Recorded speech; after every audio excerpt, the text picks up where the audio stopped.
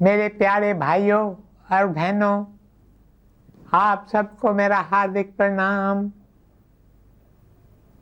यह पृथ्वी एक कर्म क्षेत्र है और हर एक इंसान को यहाँ पर अपने अपने कर्म करने हैं। हर इंसान के अपने कुछ कर्तव्य हैं जिनका उसे पालन करना है। हर इंसान की अपनी कुछ जिम्मेदारियाँ हैं जो उसे निभानी है। उन कर्तव्यों का उचित रूप से पालन करने से ही हमारा उद्धार हो सकता है। अगर मैं अपने कर्तव्यों से मुंह मोड़ता हूँ तो मैं संसार में कभी आगे की ओर नहीं बढ़ पाऊंगा। मेरे प्रियजनों, इसलिए याद रखो, आप यहाँ किस लिए आए हैं, किस कर्तव्य का पालन करने के लिए आपको यह मानव जन्म मिला है। सिर्फ एक ही काम के लिए। हमारे भीतर अनंत रूहानी शक्तियाँ छिपी हुई है। Hidden powers are within you. Unfold them. Release the divine that is within you. उन शक्तियों का हमें ज्ञान नहीं है। इस समय हम स्वयं को बहुत ही निर्बल समझ रहे हैं। असल में हम निर्बल नहीं हैं। हमारे अंदर अनंत शक्तियों का भंडार है। हमें केवल इन शक्तियों को उजागर करना है। There is a reservoir of tremendous powers within us. इस समय वो शक्तियां बंद हैं। आप स्वयं को निर्बल और शक्तिहीन समझ रहे हैं। अनंत शक्तियों को उजागर करने के लिए ही आप यहाँ इस संसार में आए हैं। अगर आप उन अनंत शक्तियों को उजागर करना चाहते हैं तो उसके लिए सबसे पहली बात या सबसे पहला कदम है कि आप अपने कर्तव्य पूरी जिम्मेदारी से निभाएं। Do thy duty, do thy धर्म। श्रीमद् भगवत गीता का पहला शब्द है धर्म। अपने धर्म का आप जिम्मेदारी से पालन करो। जो आपका धर्म है, जो आपका फर्ज है, जरूरी नहीं कि मेरा भी वही फर्ज, वही धर्म हो।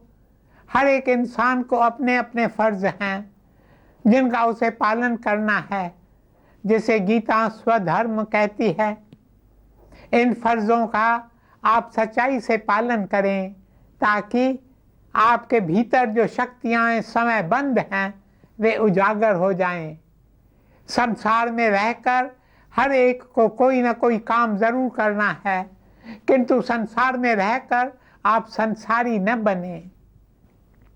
मेरे प्यारे भाइयों और बहनों, इस दुनिया में हम आए हैं और हमें यहाँ पर सिर्फ थोड़ा ही समय रहना है। जो आया है उसे एक न एक दिन यह दुनिया छोड़कर जाना है उस पार। वहाँ पर हमें कोई बुला रहा है। यह बात हम सब अच्छी तरह जानते हैं कि हर एक को एक दिन इस दुनिया से जाना है जरूर। इस बात को जानते हैं पर मानते नहीं हैं। जानते हैं पर मानते नहीं हैं। तभी तो इस संसार में आकर हम इस संसार में फंस जाते हैं, और जितना अधिक हम इसमें फंसते चले जाते हैं उतना अधिक हम विस्मृति में खो जाते हैं और अपने जीवन का, अपने मानव जन्म का मकसद भूल जाते हैं। The divine purpose of life, the essential purpose for which we came into this world. इसलिए मेरे प्रियजनों, इस बात को सदा याद रखो कि ये दुनिया क्या है। यह शरीर धारण कर आप इस दुनिया में किस लिए आए हैं। एक सत्पुरुष ने कहा, This world is a bridge. Pass over it. Do not build thereon. संत कहते हैं, हे प्रिय, यह संसार एक पुल है। तुम्हें इस पुल से गुजरकर उस पार पहुंचना है। इस पुल पर मकान नहीं बनाने हैं। तुम इस संसार में मकान बनाने के लिए नहीं आए हो, तुम अपने कदम आगे की ओर बढ़ाते रहो। जहां तुमने अपने कदम रोके, समझ लेना वहीं पर तुम अटक गए। इस पुल पर मकान बनाना यानी मोह में फंसना। प्यारे, तुम यहाँ मोह में फंसने के लिए नहीं आए हो, तुम तो किसी अन्य काम के लिए आए हो। तुम तो यहाँ स्वयं को मुक्त करने के लिए आए हो।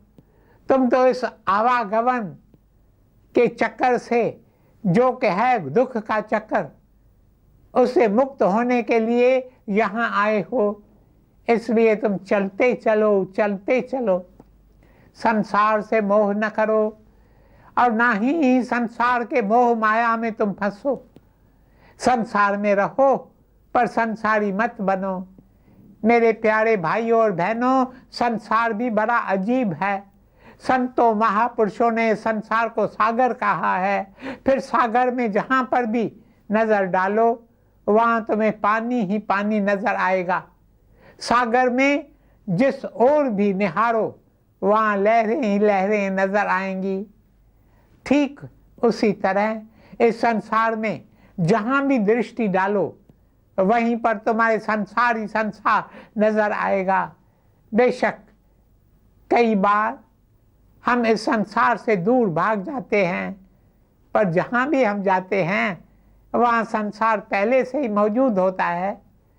कई लोग अपना घर परिवार छोड़कर, अपना कामकाज छोड़कर, अपना सब कुछ त्याग कर संतों के सेवक बन जाते हैं, किंतु संसार उन्हें वहां पर भी नहीं छोड़ता। कितने ही देशभक्त, कितने ही सेवकों ने अपना सर्वस्व त्याग कर अपने आप को समाज सेवा में अर्पण कर दिया है। वे कहते हैं कि निष्काम भाव से सेवा करेंगे, पर देखो संसार उन्हें भी नहीं छोड़ता। यदि आप उन सेवकों को, उन देशभक्तों को अनदेखा कर दो तो वे रूठ जाते हैं, नाराज हो जाते हैं। अगर आप उनकी बात नहीं मानते तो वे आपसे रूठ जाएंगे और कहेंगे कि अगर तुम्हें मेरा सुझाव पसंद नहीं आता है तो जो तुम्हारे मन में आए वही जाकर करो, पर हमसे बात मत करो, हमें अकेला छोड़ दो। बेशक हम संसार को छोड़कर सेवा के मार्ग पर चलने लगते हैं, किंतु संसार हमें नहीं छोड़ता। यह संसार भी समुद्र के पानी की तरह है, जहां भी नजर डालो वहां पर संसार ही संसार नजर आता है। इसलिए तुम यह समझने की भूल मत करना कि तुमने अपना घर परिवार, अपना कामकाज छोड़ दिया तो तुमने संसार छोड़ दिया, तुम संसार से विमुख हो गए। नहीं नहीं मेरे प्रियजनों, तुम भले ही संसार को छोड़ो पर संसार तुम्हें नहीं छोड़ता। इसलिए तुम संसार में रहो, पर संसार में रहते हुए भी संसारी मत बनो। मान लो एक व्यक्ति गुफा में जाकर बैठता है और कहता है अब मेरा इस संसार से कोई संबंध नहीं है। अब वह अपने साथ एक लंगोटी लेकर जाता है। लंगोटी कितनी छोटी सी चीज है, आप लोगों के लिए यह लंगोटी कोई बड़ी चीज नहीं है, क्योंकि आपके अलमारी में ढेर सारे कपड़े हैं।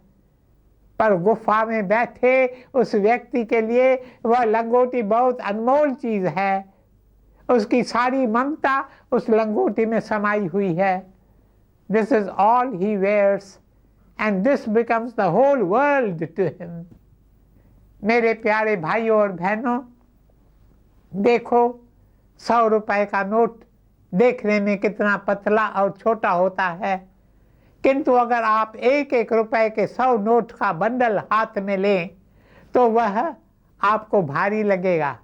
जिस तरह 100 रुपए के एक छोटे से नोट में 1 रुपए के 100 नोट समाये हुए हैं, ठीक उसी तरह लंगोटी है तो साधारण सी चीज, लेकिन व्यक्ति के लिए वह लंगोटी ही सारे संसार के बराबर हो जाती है। एक बात सदा याद रखें, बेशक हम संसार को छोड़ने का प्रयास करते हैं और उस प्रयास में हमें कुछ हद तक सफलता भी मिलती है, पर संसार हमें नहीं छोड़ता। एक शास्त्र में मैंने एक तपस्वी की बात पढ़ी। वह तपस्वी संसार की मोह माया से दूर हिमालय पर्वत की चोटी पर बैठा तपस्या कर रहा था, और तपस्या करते करते उसे 22 वर्ष बीत गए। फिर एक दिन उस नगर के राजा के मन में वैराग्य भाव उठा और वह अपना राजपाट छोड़कर हिमालय पर्वत पर जा पहुंचा और वहीं पर बैठकर तपस्या करने लगा। उस राजा ने भी हिमालय पर्वत पर ही अपनी कुटिया बना ली। राजा ने अपनी कुटिया पहले वाले तपस्वी की कुटिया के ठीक सामने बनाई। अब राजा संसार के शोरगुल से दूर उस एकांत स्थान पर बैठकर तपस्या करने लगा। धीरे धीरे राजा जो अब तपस्वी बन गया था, उसकी शोहरत लोगों तक जा पहुंची और लोग उस तपस्वी के दर्शन करने आने लगे। हर कोई अपने साथ फल और मिठाइयाँ लेकर आता और श्रद्धा से उस तपस्वी के चरणों में भेंट करता। यह नज़ारा देखकर पहले वाले साधु के मन में ईर्ष्या होने लगी। वह मन ही मन कहता है, मैं पिछले 22 वर्षों से यहाँ पर बैठा तपस्या कर रहा हूँ, मेरे पास तो आज तक कोई भी नहीं आया, और ये कल का आया साधु, इसके पास इतने सारे लोग मिलने आ रहे हैं और अपने साथ मेवे मिठाइयाँ लेकर आ रहे हैं, मुझे तो ठीक से खाने को रोटी भी नहीं मिलती है। देखिए उस साधु की क्या दशा थी। बेशक उसने 22 वर्षों तक संसार को छोड़ा और तपस्या की, पर संसार ने उसे नहीं छोड़ा। ऐसा क्यों? क्योंकि मेरे प्रियजनों, संसार हमारे मन में ही बसा हुआ है, और जब तक हम मन के चक्कर से मुक्त नहीं हुए हैं, तब तक हम संसार से मुक्त नहीं हो सकते। मेरे प्यारे भाइयों और बहनों, तुम संसार में रहो, क्योंकि इसी संसार में तुम्हारी परीक्षा होगी। तुम इस संसार से दूर जाकर रहते हो और समझते हो कि मैंने इतने वर्षों तक तपस्या की है, मैं इतने वर्षों तक प्रभु के चरण कमलों में, प्रभु के ध्यान में रहा। किंतु जब तुम्हारी परीक्षा की घड़ी आती है तो उस समय तुम्हारे भीतर ईर्ष्या की अग्नि जल रही होती है। तुम तो संसारी के संसारी ही रहे, संसार तो तुमने छोड़ा ही नहीं। इसलिए तुम संसार से दूर मत भागो, अपने घर परिवार को छोड़कर दूर दूर जंगलों में मत जाओ, तपोवन में मत जाओ, और ना ही किसी ऊंचे पहाड़ की चोटी पर जाकर बैठो।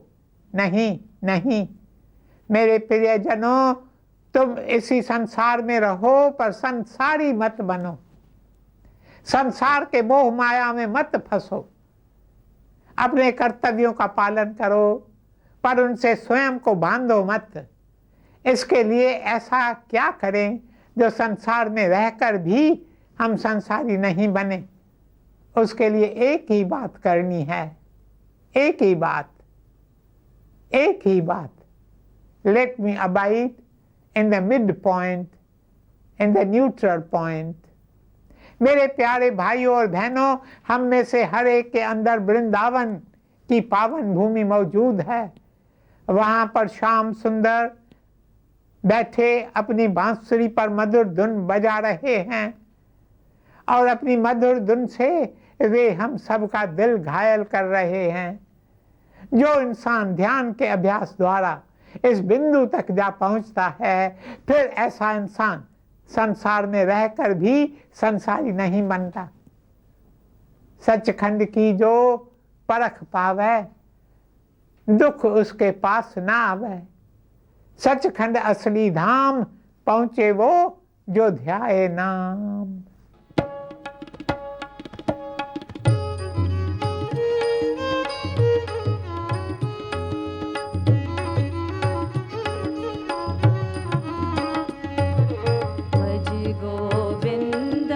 भज गोविंदम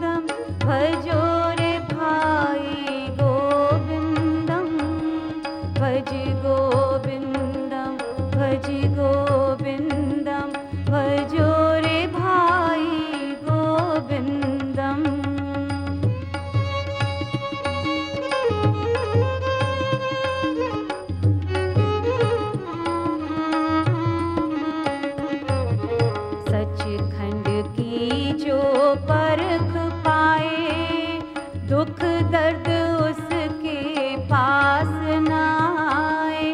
सचखंड है असली धाम, पहुँचे वो जो ध्याए नाम।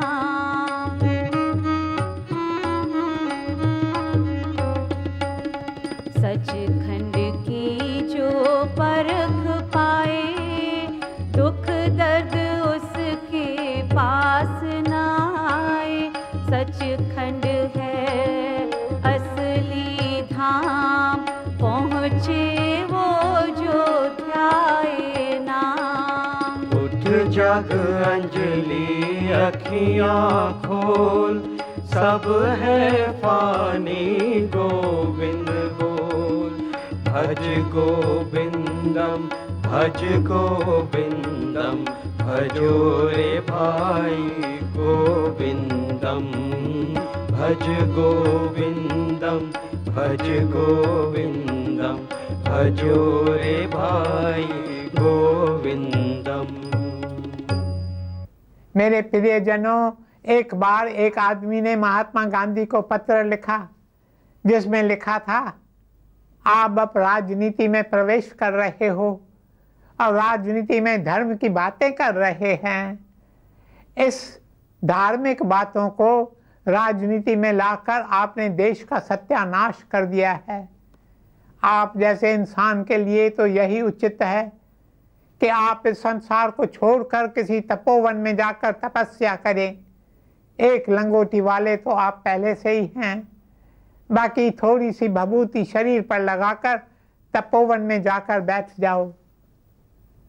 महात्मा गांधी तो स्वभाव से बेहद ही सरल और मधुरभाषी थे। उन्हें इस आदमी की बात को पढ़कर जरा भी क्रोध नहीं आया, बल्कि उन्होंने पत्र का उत्तर देते हुए उस आदमी को लिखा कि मेरे प्रिय, तुमने मुझे कितनी अच्छी राय दी है कि मैं जाकर तपोवन में रहूं, पर मैं तुम्हें बताना चाहता हूं कि मैं सदा तपोवन में ही निवास करता हूं और वह तपोवन मेरे भीतर ही है, मेरे दिल के अंदर ही है। मेरे प्रियजनों, अगर हम चाहते हैं कि हम इस संसार में रहकर भी संसारी ना बने, तो हमें चाहिए कि हम अपने भीतर की यात्रा करें, अपने भीतर छिपे तपोवन में बैठकर ध्यान करें। हमारे भीतर एक गुफा है जिसमें हम निवास कर सकते हैं, the cave of the heart. उसमें निवास करते हुए हम इस संसार में रहकर भी संसारी नहीं बनेंगे। संसारी न बनने का अर्थ यही है कि तुम्हें किसी से आसक्ति ना हो। यह आसक्ति क्या है? आसक्ति है मैं मेरा। किसी भी समय अगर हमारे भीतर ये आवाज उठे या फिर ऐसे भाव उत्पन्न हो कि ये मैंने किया या ये मेरा है, तो समझ लेना कि तुम मोह के जाल में फंस गए हो। उस समय स्वयं को समझाओ, ये तो मेरा नहीं है, यहाँ पर तो मेरा अपना कुछ भी नहीं है, यहाँ तक कि यह शरीर भी मेरा अपना नहीं है, ये भी मुझे केवल कुछ समय के लिए ही मिला है। मैं तो यहाँ इस पृथ्वी पर एक तीर्थवासी हूँ, एक यात्री हूँ। यहाँ पर अपनी यात्रा पूरी करके मुझे आगे की ओर बढ़ जाना है। यह मेरा धाम, मेरी मंजिल नहीं है, मेरी मंजिल तो कोई और ही है। मेरे प्रियजनों, संत कहते हैं, यहाँ की हर चीज उपभोग के लिए नहीं बल्कि उपयोग के लिए दी गई है। तुम हर चीज का उपयोग करो, पर उसे आसक्ति न रखो। हम तो उस निज धाम के हैं, ज्योति धाम के हैं, असली धाम के हैं, जहाँ से हम यहाँ पर थोड़े समय के लिए ही आए हैं, किसी विशेष कर्तव्य को निभाने के लिए। काश हम उस परम धाम को कभी न भूलें। यदि संसार में रहते हुए भी तुम संसारी नहीं बनना चाहते, तो तुम उस परम धाम की ओर निहारो, उस परम धाम का ध्यान करो। Let the mind be fixed for ever and for ever more on our true homeland. अपने काम काज करते हुए, अपने कर्तव्यों का पालन करते हुए हमारा ध्यान सदा उस धाम पर होना चाहिए जहां से हम यहाँ पर कुछ समय के लिए आए हैं। मेरे प्यारे भाइयों और बहनों, अपने काम काज करते हुए बीच बीच में निर्मल नयन उठाकर अपने नगर की ओर निहारें, जहां पर बस रहा है आपके दिल का दिलबर, जो हर पल आपको पुकार रहा है। और आप हैं कि अपने हितैषी, अपने शुभ चिंतक, अपने ही पालक को भूल बैठे हैं। उठाकर अपने निर्मल नयन बार बार निहारो उस परम धाम की ओर, उस अलौकिक नगर की ओर जहां संतों की टोलियां मिलकर प्रभु की आरती कर रही हैं। श्री बांके बिहारी तेरी आरती गाऊं। श्री बांके बिहारी तेरी आरती गाऊं, कुंज बिहारी तेरी आरती गाऊं। आरती गाऊं प्यारे तुमको रिझाऊं, श्री बांके बिहारी तेरी आरती गाऊं, श्री बांके बिहारी तेरी आरती गाऊं।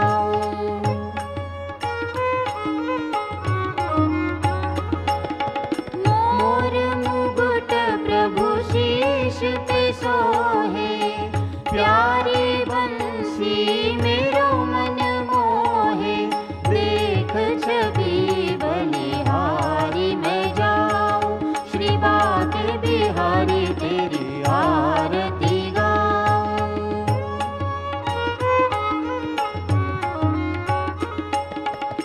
चरणों से निकली गंगा प्यारी, जिसने सारी दुनिया तारी, मैं उन चरणों के दर्शन पाऊं, श्री बांके बिहारी तेरी आरती गाऊं।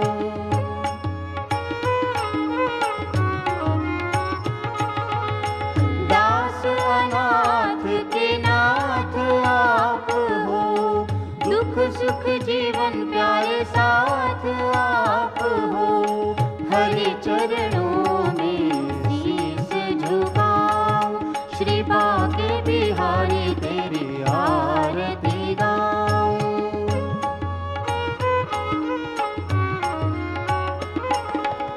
श्री हरिदास के प्यारे तुम हो, मेरे मोहन जीवन धन हो, देख युगल छवि बलि बलि जाऊं, श्री बांके बिहारी तेरी आरती गाऊं, कुंज बिहारी तेरी आरती गाऊं। आरती गाऊं प्यारे तुमको रिझाऊं, श्री बांके बिहारी तेरी आरती गाऊं, कुंज बिहारी तेरी आरती गाऊं। हे गिरिधर तेरी आरती गाऊं, श्याम सुंदर तेरी आरती गाऊं। मेरे प्रियजनों, जहां पर आज भी कृष्ण कन्हैया अपने होठों पर मुरली से मधुर तान छेड़ रहा है, रास लीला खेल रहा है और सभी को अपनी ओर आकर्षित कर रहा है, काश अब वह हम पर भी कृपा करे, हमें भी अपनी ओर आकर्षित करे, ताकि हम भी उसका दर्शन कर सकें और अपना मानव जीवन सफल करें, सफल करें, सफल करें। ओम शांति शांति शांति।